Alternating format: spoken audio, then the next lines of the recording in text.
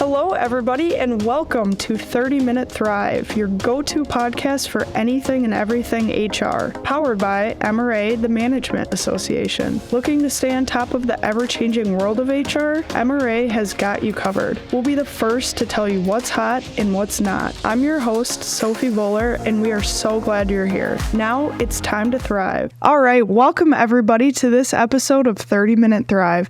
It is time to go over this month's talent report with Jim Morgan, MRA's Vice President of Workforce Strategies. So we'll dive into what he's been seeing this month in the world of business. So thanks for joining us again, Jim. Back. Well, this month you focused on tomorrow's talent strategies today, meaning what worked 5 years ago is no longer applicable, and in fact, what worked 5 weeks ago might not even work today. So starting out with the recruiting and retention innovations, where's the focus here? What's going on here? Well, I think a lot of time is being spent right now on pay transparency. And we talked about this a little bit after our Comp Trends event a month or so ago. But it's now, really getting the attention, I think, of a lot of the HR people. We're seeing states and communities start to put pay transparency policies in place. And so now I think the HR folks, those that are, ready to go, that have good job descriptions, a good pay structure, a good pay philosophy, I don't think it's going to be all that big of a deal for them. But for those who, have been winging it and just said, well, we don't really have a structure, we just kind of make it up as we go, or we don't really have a pay philosophy, or our job descriptions, we're kind of there, but not quite, I think are now seeing that this is a good time to get all of that in alignment, that we do, if you come in to ask me about where am I and what's going on and what's the schedule for my job, I should be able to at least, give you that information. And I think because employees now are coming in so much better equipped because they're looking at all kinds of data too and saying, hey, I read I should be making this, I should be doing this, I should be getting this, which may be accurate, may not, but they're trying to build their best case for saying, I deserve this. And as the HR professional, I think you have to be ready to come back with, we use these salary surveys, we collect this type of data, and this is really where your salary's at. And that's great that you found this one job in downtown Los Angeles where they're paying 7 times what we're paying. But if you really look at that job, it's not really your job. It's in a different type of economic climate, in a whole different situation, in a different industry, so that doesn't apply. So I think we're really just seeing the HR people arm themselves and get themselves organized to really be able to handle those employee questions. Yeah, absolutely. And we have a podcast actually coming up with a recruiter from MRA, so that'll be interesting to see what she kind of says on pay transparency within like the recruiting world right now. And I'm sure that she'll have some stories about, I'll see an Indeed job where they say this job pays $500,000 and you're sort of like, that's not what people are really offering. Right. Well, kind of going off of that recruiting and retention and moving into talent thinking, you highlighted the fact that the role of the manager continues to evolve, and where those responsible for hiring, supervising, and leading are now being asked to do more and do their job even better. So can you kind of expand on that idea and that thought and any examples that you're seeing? Yeah, they are becoming sort of the shock absorber in this whole organizational structure. And a lot of it is falling back to them, which is probably the place that it should be because they're the closest to their folks. But a lot of them didn't sign up for that, 25 or 30 years ago. And so now we're seeing the emphasis on performance reviews and having conversations with your employees, staying in touch with them. The annual review is not a surprise when it's the one time you talk to them, but you're really communicating with them every single day, knowing not only how their work is going, but how their life is going, and understanding who the people are that are working for you. We're seeing a lot of it in communications where there might be some disruption on the floor or within your team, or there's disagreement. It's not I'm going to run to HR and have them fix this. It's our expectation is you will deal with it, as it happens. Right. And so we're seeing a lot more pressure on them to, just kind of keep things within your team, and you've got the skills to do it. So you figure out what's the best way to deal with some of those things. Facilitating conversations across with other teams and within the people within their team, like making sure they're talking to each other. And if there's a difficulty, you're in there trying to help them, figure out what that is. We're now seeing it in artificial intelligence. Do you know what your people are up to? Does your company have a goals and objectives statement out there? Making sure your people are using it for good and not evil, and just understanding what some of the ramifications of it might be. So they're really being called on to be the thought leaders right on the spot with their people, helping them with performance, helping them really with everything that's affecting their ability to do their job. And that includes, work-life balance and all of the remote work and the flexibility. There's a lot on their plate right now. Yeah, they're also a full-time therapist for their team. And that's very true, the mental health aspect. Yes. And really, it's like your family. You got to get in there and deal with the goods and the bads. Oh, yeah, absolutely. There's a lot on their plates. There is, and more coming. Well, let's talk about HR creativity now. So you mentioned how employers are continuing to try different ways to engage employees in the DEI space specifically. So do you have any plans or initiatives that you're seeing here around DEI initiatives? I think people are always just looking for a way to take what they're doing and make it a little bit better. Or what are the opportunities for us to do that? And we're seeing a lot of it. Food's a big deal. It's used for rewards. It's used for bringing people together. The breaking bread at the table sort of allows people to have conversations. And so we're seeing, companies now that they may use those as diversity, equity, and inclusions opportunities. Maybe they're bringing in food from a certain culture, and maybe they have people who work for them that are in that culture. So rather than just, here's food from this culture, giving people the opportunity to say, here's the history behind this. Here's what it means. Here's what food means in my culture and some of the different things that go with it, and using it as almost an educational opportunity to say, this is great, we're all getting to eat, but let's learn a little bit more about what this means and how important it is to different groups. We're seeing the HR people now get more involved in the hiring process, and even down to what are the questions we're asking in interviews and what are we looking for, just to see, is there any unconscious bias in there? Do we have people who maybe have been asking the same question for a long time and the meaning of that question maybe has changed? And so really taking kind of a top to bottom look at what's happening as we're bringing people in and as we're beginning to onboard them. We've seen the move with our companies that, the holiday schedule or the days off schedule isn't quite as strict as it was, where it's Thanksgiving, Christmas, Easter, traditional things that maybe did apply to a wide variety of the workplace at one point, but now giving the people the flexibility to say that may not be the holiday that meets their ethnic or cultural needs. And so you have floating holidays to use for the things that are part of you and your culture and your family history. So just understanding that might be, obviously not the same for everybody. And the last one we're seeing again is people just taking a look at their handbooks, which maybe have been around for decades, but things that were written 25, 30, 35 years ago have a different meaning than they, than they do in 2023 and 2024. So scanning it with an eye towards unconscious bias, DEI, do these things still apply? Are they appropriate? And again, no, malintent intended, but nobody's looked at it. And so before that becomes an issue, getting out in front of some of those things. So just being ever vigilant to make sure that everything we're doing in the DEI space is up to par and up to date. Yeah, I love all those ideas. And I think those are great action steps too that people can take away with right after this podcast even. I think a big question is what C-suite leaders are thinking right now and where their thoughts and concerns really lie heading into this next year, 2024. We've talked about this several times too with the C-suite. If there's one thing that they hate, it's uncertainty.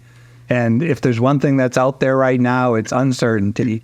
So there's a variety of things that they're, kind of got their eye on as we head into 2024. Employee engagement is one. All of the surveys will say, well, employee satisfaction is one thing. That means, okay, I'm showing up, I'm doing my job. But engagement means I'm into it. I am a part of this and I own it. And, for most companies, that number might be in the 20, 25, 30%, which sounds extremely low. But if you start thinking about the people who really, are coming to work every day, fired up, ready to go, ready to take on the new challenge, you do, maybe not have a vast majority. It might be they're doing a good job. There's no doubt about that. But are they really looking for that next opportunity for the organization? So I think that's a big one. Finding and attracting talent continues to be one, and then, hanging on to them. Developing their hiring managers to be great leaders, and this goes back to what we just talked about a couple of minutes ago. Who are those people that are willing to take on all of those tasks, do it willingly and on their own, and are willing to take the next step? Because those are the people that we're going to build our organization around. So what's our obligation as the employer to make sure that those people are getting all of the benefits and the training that they need? Yeah, absolutely. Benefits are a big deal. We talked about this, I think, last month. We're at that generational tipping point where the millennials and the Zs are going to outnumber the boomers and the Xers. And there are certain benefits that mean something to everybody. But, if I look at the 25-year-olds, if I look at your generation coming into the workplace, you've got a lot more student loan debt in your generation than we did in mine. So that's a bigger deal for you. The life-work balance is a bigger deal. The flexibility is a bigger deal than when I started. So are there benefits along that matter? We joke about pet insurance, but there's a lot more of you that have animals than kids. So, is that a bigger deal? And some of them are kind of silly, but they mean things to people. And so I think as we try to figure out how do we make our benefits have value to people, companies are taking a hard look at, what matters to our incoming people, that we make sure that we're keeping them satisfied, with the things that they're getting. And then I think, trying to build that culture of family within their organization, within their team, within their company. What are the things that we can do that our current employees are welcoming to the new people that are coming in? We're providing opportunities, whether, again, that's around food or whatever it might be, for people to get to know each other, not only within the workplace, but what some of their interests might be outside. So you and I might be in different departments, but if we both love dogs, love volleyball, went to the same college, it gives us additional things to talk about. We get to know each other a little bit better. And that becomes, part of the workplace and part of making me want to be there.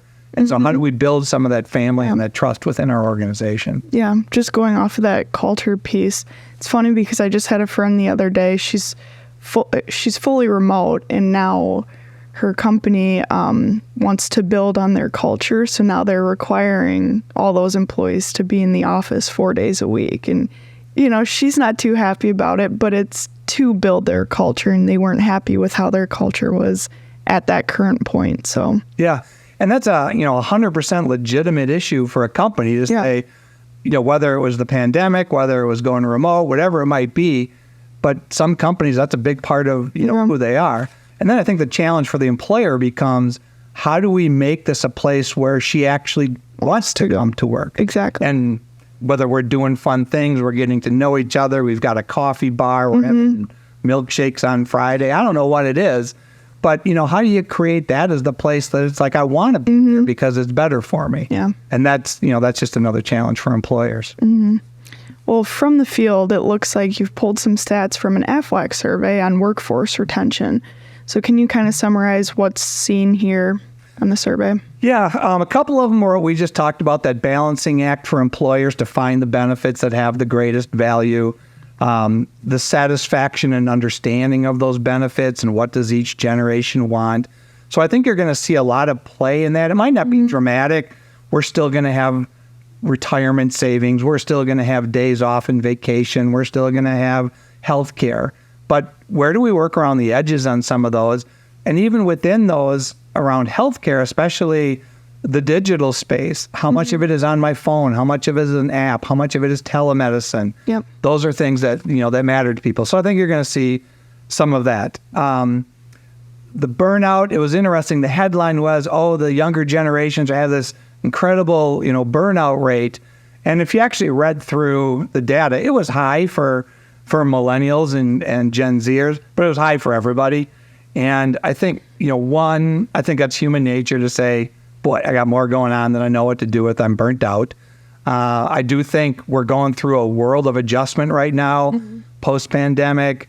We're changing the role of the manager. We've got this whole remote thing. We've got this culture thing. There's just a lot going on right now. And I think people just feel like I got a ton on my plate and I have to figure it out. So, that maybe is to be somewhat expected.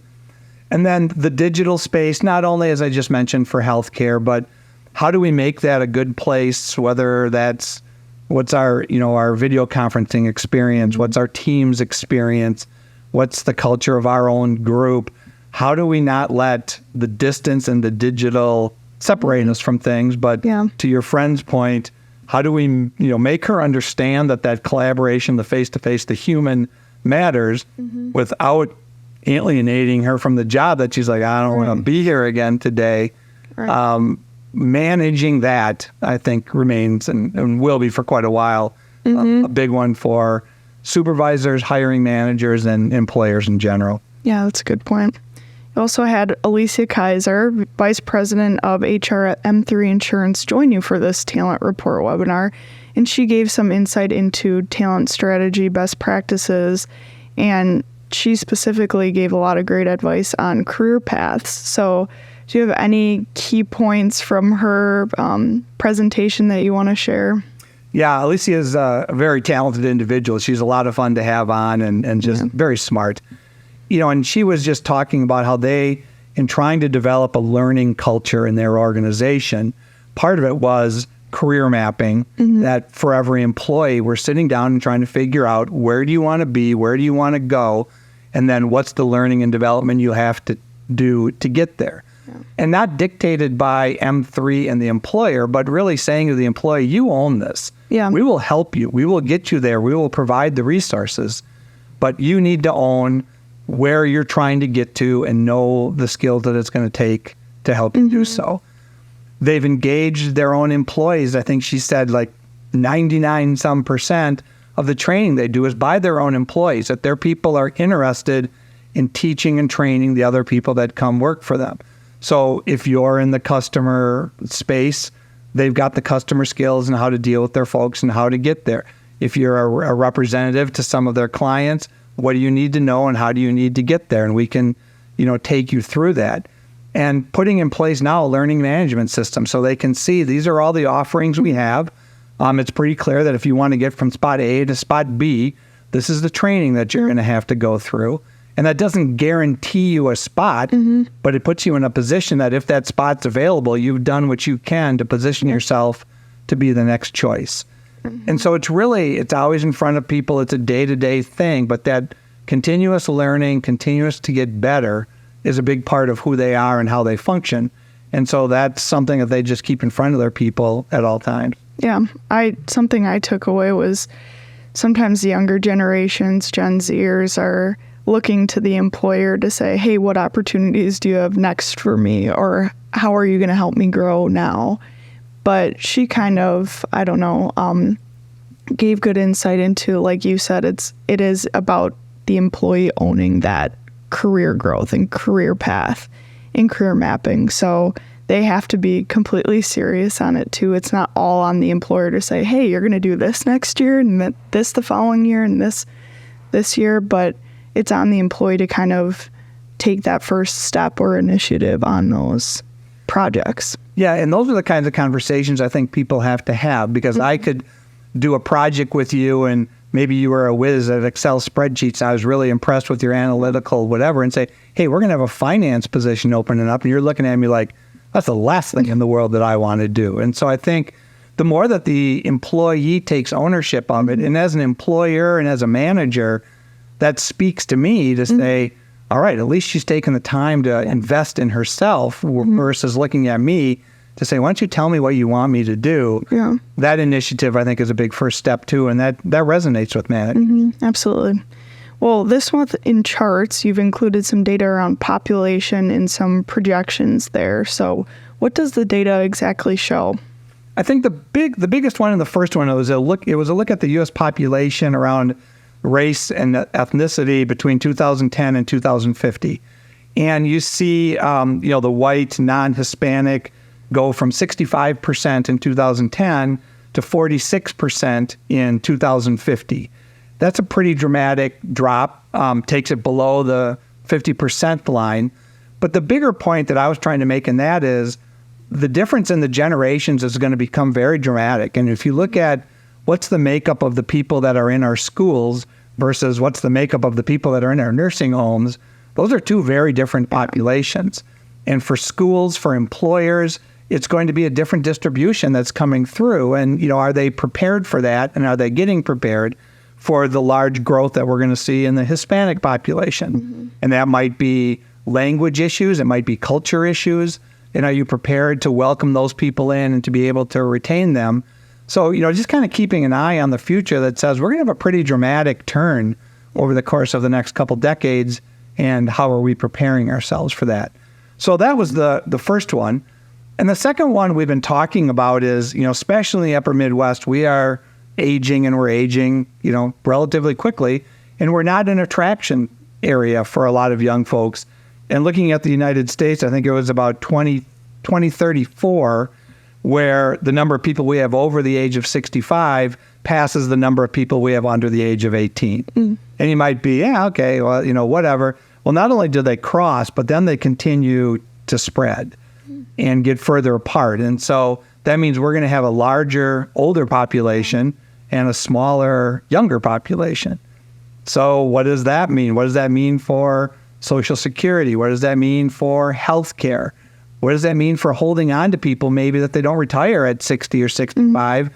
They maybe hold on to them to 70 or 75 and figure out what to do, because there's going to be a numbers gap there again. Plus, there's going to be a needs gap, because that just changes who's going to take care of all of these people. Mm-hmm. If you really want to, get down to it. And so, I don't know, we may go back to grandma and grandpa are moving in with Sophie, for the last 15 years of their lives. So, are we ready for that?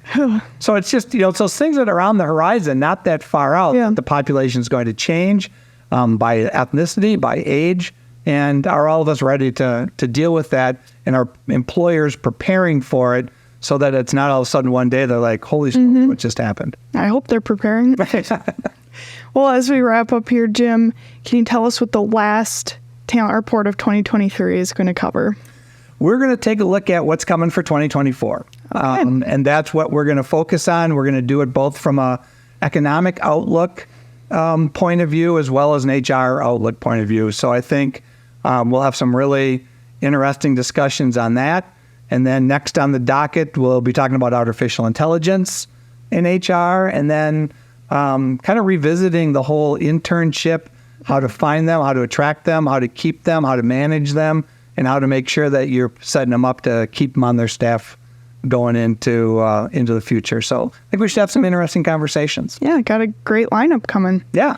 Well, Jim, thank you so much for all that great content today and kind of recapping what you've been seeing in the world of business with an emphasis on talent this month. And to our listeners, if you liked our chat and topic today, I would encourage you to comment something you learned today or anything that you want to add on to our conversation. We definitely want to hear from you too. Don't forget to share out this episode and consider joining MRA if you aren't a member already. We have all the resources you need in the show notes below, including resources on this talent report. Otherwise, thank you for tuning in today, and we will see you next week. And that wraps up our content for this episode. Be sure to reference the show notes where you can sign up to connect for more podcast updates. Check out other MRA episodes on your favorite podcast platform. And as always, make sure to follow MRA's 30-Minute Thrive so you don't miss out. Thanks for tuning in, and we'll see you next Wednesday to carry on the HR conversation.